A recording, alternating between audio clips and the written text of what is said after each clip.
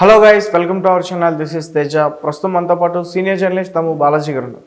నమస్తే సార్. నమస్తే. సో కాంగ్రెస్ ప్రభుత్వం చాలా హామీలు అయితే ఇప్పుడు వరకు ఇచ్చింది. అందులో కొన్ని ఆల్రెడీ అమలయ్యాయి. అయితే రీసెంట్గా ఒక కొత్త విషయం వెలుగులోకి వచ్చింది.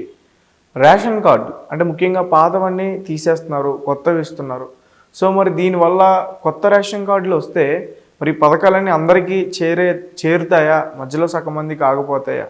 సో దాని గురించి యాక్చువల్గా ఏంటంటే బీఆర్ఎస్ ప్రభుత్వం రేషన్ కార్డు జోలికి వెళ్ళలేదు, కొత్తవి ఇవ్వలేదు. అవి అలాగే పెండింగ్ పెట్టేసుకుంటూ వచ్చారు. ఎందుకంటే వాళ్ళకి తెలుసు రేషన్ కార్డు జోలికి పోతే అనేక సమస్యలు వస్తాయని. ఎందుకంటే రేషన్ కార్డుతో లింక్ అప్ అయ్యి మిగతా పథకాలు ఉంటాయి. రైతు బంధు కావచ్చు, దళిత బంధు కావచ్చు, ఇండ్లు కావచ్చు, ఇవన్నీ కూడా దాని మీద బేస్ అయి ఉంటాయి. అందుకని బీఆర్ఎస్ వాళ్ళు తెలివిగా ఏం చేశారంటే ఆ జోలికి వెళ్ళలేదు. యాక్చువల్గా తెలంగాణలో 3,85,00,000 పాపులేషన్ ఉన్నట్టు చెప్తున్నారు. అందులో 2,85,00,000 అంటే దాదాపు 1,00,00,000 మంది మాత్రమే అప్లై చేయలే. 2,85,00,000 మంది అప్లై చేశారు రేషన్ కార్డు కోసం. అయితే ఇప్పుడు వరకు ఇచ్చిండే రేషన్ కార్డులు 90 లక్షలు మాత్రమే ఉన్నాయి.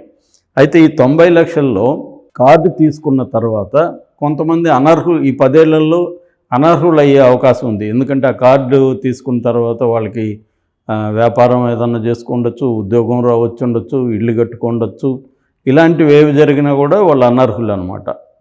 ఇప్పుడు దానివల్ల అదొకటి. రెండవది, కొత్తగా ఒక ఫ్యామిలీలో పెళ్లి చేసుకుని ఉంటారు.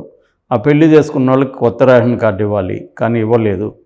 దానివల్ల రేషన్ కార్డు వల్ల వచ్చే బెనిఫిట్స్ వాళ్ళకి అందట్లేదు. ఇటువంటి అనేక సమస్యలు ఉన్నాయి. ఇప్పుడు ఏంటంటే కొత్తగా కాంగ్రెస్ ప్రభుత్వం అధికారంలోకి రాకముందు అనేక హామీలు ఇచ్చుకుంటూ వచ్చారు. రేవంత్ రెడ్డి కూడా అనేక సభల్లో హామీలు ఇచ్చుకుంటూ వచ్చాడు. అదేంటంటే వాళ్ళు గెలిపే ప్రధానంగా ఇచ్చారు తప్ప అనేక పథకాలు, హామీలు. యాక్చువల్గా ఆర్థిక పరిస్థితి ఎలా ఉంది, ఈ ఆర్థిక పరిస్థితిలో మనం హామీలు నెరవేర్చగలమా అనేది వాళ్ళు ఏ రాజకీయ పార్టీ కూడా ఆలోచించి హామీలు ఇవ్వట్లేదు. ఏ హామీ ఇస్తే గెలుస్తాము అనేది ఇచ్చేస్తున్నారు అందరూ, అన్ని రకాల పార్టీలు. ఇచ్చేసినాక అధికారంలోకి వచ్చినాక వాళ్ళకి తలనొప్పులు స్టార్ట్ అవుతాయి. తలనొప్పులు స్టార్ట్ అయినప్పుడు వాళ్ళు ఏం చేస్తారు, ఏ ఆర్థిక పథకాన్ని ఎలా కట్ చేసేయాలి, ఎలా తగ్గించేయాలి, ఎలా ఎగ్గొట్టాలి అనేది ఆలోచిస్తారు. సో ఇది ప్రతి రాజకీయ పార్టీ కూడా చేస్తుంది. గతంలో ఉన్న బీఆర్ఎస్ కూడా అనేక హామీలని ఇచ్చింది, ఎలక్షన్లో నెరవేర్చలేదు. రైతులకు 3 ఎకరాలు మన దళిత రైతులకు 3 ఎకరాల ల్యాండ్ ఇస్తామని చెప్పింది, దళితులకి నిరుద్యోగ భృతి ఇస్తామని చెప్పింది, డబుల్ బెడ్రూమ్ ఇల్లు ఇస్తామని చెప్పింది, జాబ్ క్యాలెండర్ ప్రకటించి జాబ్స్ ఇస్తామని చెప్పింది. ఇవేవి కూడా చేయలేదు. ఇప్పుడు కాంగ్రెస్ పార్టీ 6 గ్యారంటీలు ఇంకా ఇంకొన్ని పథకాలు, హామీలు అన్నీ ఇచ్చింది. ఈ 2 మాత్రం ఇప్పుడు అమలు స్టార్ట్ చేశారు. ఒకటి ఆర్టీసీది, ఆర్టీసీలో మహిళలకు ఫ్రీగా, అది కూడా రిస్ట్రిక్షన్స్ ఉన్నాయి. పల్లె వెలుగు అండ్ ఎక్స్ప్రెస్ మాత్రం. ఇక్కడేమో సిటీలో ఆర్డినరీ అండ్ మెట్రో, ఈ 2 రకాల బస్సుల్లో మాత్రమే వాళ్ళకి ఫ్రీ ఉంది. దానికి కూడా ఇంకా కట్ చేయడానికి కూడా రకరకాల ఆలోచిస్తున్నారు. అంటే బస్సులు తక్కువ ఉంటే ఆటోమేటిక్గా వాళ్ళే తగ్గిపోతారు. ఫ్రీగా పోవడానికి కూడా బస్సులో ప్లేస్ ఉండాలి కదా. సో అందువల్ల అది కూడా తగ్గుతూ వస్తుంది. ఏదేమైనా దానికి పెద్ద డబ్బులు కూడా ఖర్చు అవ్వదు. సంవత్సరానికి ఒక 2,500 కోట్ల కంటే ఎక్కువ అవదని చెబుతున్నారు. కానీ ఇక రెండవ పథకం వచ్చి రాజీవ్ ఆరోగ్యశ్రీ, దాన్ని 10 లక్షలకు పెంచారు. దాంట్లో కూడా మళ్ళీ ఈ రేషన్ కార్డు లింక్ చేశారు. రేషన్ కార్డు ఉంటేనే ఈ రాజీవ్ ఆరోగ్యశ్రీ వస్తుంది. సో రేషన్ కార్డులో మళ్ళీ ఇప్పుడు కొత్తగా అప్లై చేసుకోవడానికి ఈ నెల 28 నుంచి అప్లై చేసుకోవచ్చు అని చెప్తున్నారు. నిన్న Uttam Kumar Reddy, civil supplies minister, Revanth Reddy వీళ్ళంతా సమావేశం అయ్యారు. సో ఉత్తమ్ కుమార్ రెడ్డి ఏం చెప్పారంటే 28 నుంచి అప్లై చేసుకోవచ్చు, ఆన్లైన్లో కూడా అప్లై చేసుకోవచ్చు అని చెప్తున్నారు. అయితే దీనికి రూల్స్ చాలా కఠినతరం చేశారు. అంటే ఫర్ ఎగ్జాంపుల్ ఏంటంటే ఆర్థికంగా 2 లక్షల లోపల ఉన్న వాళ్ళకి మాత్రమే ఇస్తారు. సంవత్సరానికి 1,50,000 ఆదాయం ఉంటే ఇంక నీకు రాదు. నీకు ఇల్లు ఉంటే రాదు, సొంత ఇల్లు ఉంటే, కారు ఉంటే రాదు, నువ్వు ట్యాక్స్ కడతా ఉంటే నీకు రాదు, నువ్వంటే మీ ఫ్యామిలీలో ఎవరు ట్యాక్స్ కడతా ఉన్నా రాదు. తర్వాత 3.5 ఎకరా పంట పొలం ఉంటే కూడా నీకు రాదు. నెలకు గ్రామాల్లో 10,000 ఆదాయం, పట్టణాల్లో 15,000 ఆదాయం ఉంటే కూడా రాదు. నిజానికి 10,000 ఆదాయం అనేది నీ గ్రామాల్లో ఇవాళ వెరీ కామన్. ఒక ఫ్యామిలీకి 10,000 నెలకి సంపాదించుకుంటారు, ఏదో కూలి పని చేసినా కూడా ఇద్దరుంటే. సో ఎందుకంటే వాళ్ళకి ఏదో ఆల్రెడీ పథకాలు వస్తాయి, పని చేసుకుంటారు. సో అట్లాంటి పరిస్థితుల్లో 10,000 పెట్టడం మీద విమర్శలు వస్తున్నాయి. అట్లాగే ఇక్కడ సిటీస్లో 15,000 నెలకి లేకుండా ఎవరు ఎలా బతుకుతారు? 15,000 అనేది ఒక మెయిడ్ కూడా 4 నెలల్లో పని చేసుకుంటుంది, వాళ్ళ ఇంట్లో హస్బెండ్ ఇంకెక్కడో పని చేసుకుంటాడు. ఒక ఇద్దరు ఉండే వాళ్ళకి కూడా 15,000 అనేది వెరీ వెరీ కామన్. అది కూడా లేకుండా ఎవరు బతకలేరు. కానీ ఈ రూల్ పెట్టడం వల్ల ఇప్పుడు తగ్గిపోబోతున్నారు. ఈ 90 లక్షల కంటే కూడా తగ్గిపోతారనే విమర్శలు వినిపిస్తున్నాయి. ఎందుకంటే వీళ్ళు పెట్టిన 500 సిలిండర్ రావాలన్నా రేషన్ కార్డు ఉండాలి. 2,545 ఏళ్ళు దాటిన ఉమెన్కి ఇస్తామని చెప్పారు, దానికి రేషన్ కార్డు ఉండాలి. ఇందిరమ్మ ఇల్లు ఇస్తామని చెప్తున్నారు, దానికి కావాలి. రాజీవ్ ఆరోగ్యశ్రీ 10 లక్షలు, దానికి కావాలి. సన్నబియ్యం ఇస్తామంటున్నారు, దానికి కావాలి. ఇలా రేషన్ కార్డుని కట్ చేసేస్తే ఆటోమేటిక్గా మిగతా అన్ని పథకాలు కూడా కట్ అయిపోతాయి.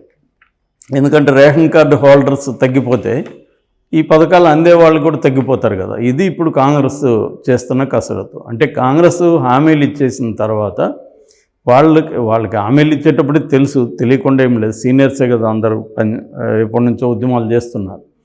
కానీ వాళ్ళు హామీలు గెలవాలి కాబట్టి హామీలు ఇచ్చేశారు. ఇప్పుడు హామీలు ఇచ్చిన తర్వాత దీన్ని హామీల్ని ఎలా వెనక్కి తీసుకోలేరు కాబట్టి అమలు చేస్తున్నట్టు ఉండాలి, కంప్లీట్గా అమలు చేయకూడదు.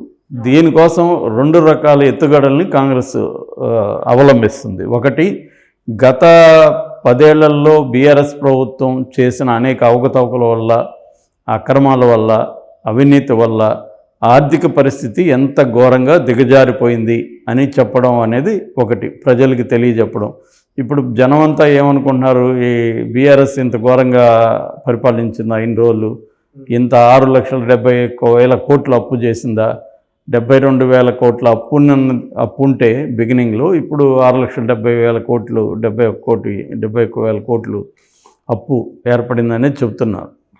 ఇప్పుడు శ్వేతపత్రం కూడా రిలీజ్ చేశాడు, ఒక్కో సెక్టర్లో ఎంతెంత అప్పు ఉంది, ఏమేమి చేశారని చెప్తున్నారు.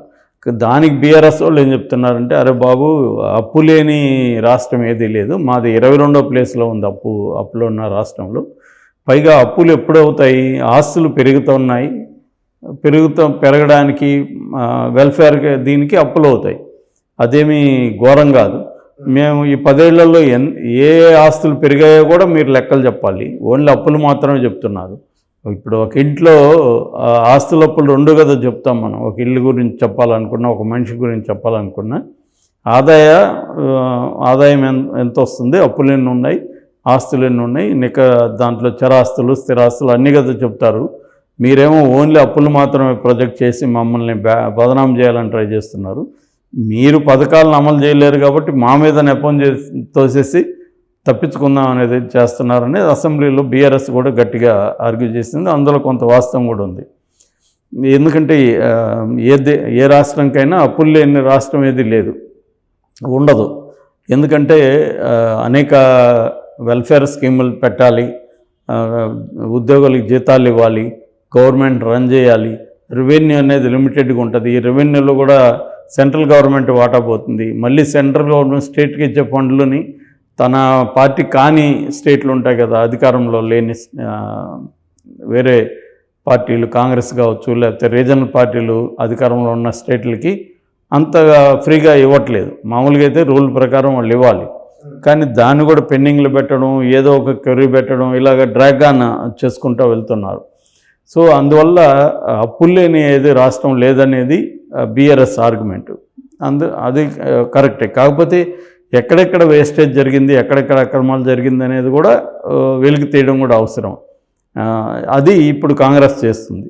అంటే ఒక పక్క బీఆర్ఎస్ ప్రభుత్వంలో జరిగిన మొత్తం అవినీతి కావచ్చు దేనైనా బయటికి తీసి రాష్ట్ర ఆర్థిక పరిస్థితి ఘోరంగా ఉంది, అప్పులు ఎక్కువ ఉన్నాయి అని చెప్పడం ద్వారా ఏమవుతుందంటే మేము మా పథకాలు అమలు చేయాలని చిత్తశుద్ధితో ఉన్నాము కానీ డబ్బు లేదు కాబట్టి మీరు అర్థం చేసుకోండి, మేము హామీ ఇచ్చినవన్నీ కూడా చేయలేకపోతున్నాం అనే సందేశం డైరెక్ట్గా చెప్పకుండా ఇండైరెక్ట్గా చెప్తున్నారు. సో ఈ రేషన్ కార్డు అనేది ప్రధానంగా రేపొద్దున పెద్ద హెడ్ఏక్ అయితే అవుతుంది. ఎందుకంటే బీఆర్ఎస్ వాళ్ళు ఇక్కడే గట్టిగా పట్టుకుంటారు. రేషన్ కార్డు అర్హులకంతా రేపొద్దున ధర్నాలు రాస్తారోకోలు స్టార్ట్ అవుతాయి.